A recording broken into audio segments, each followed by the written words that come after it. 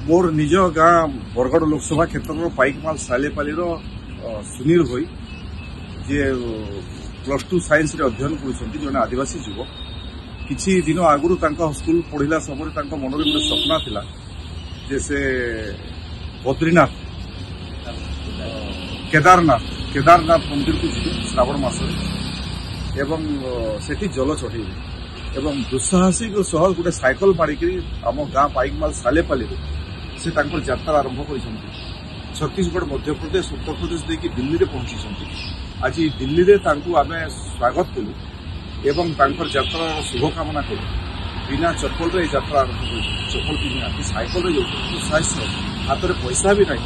जे जो खाइबा देला से खाऊँ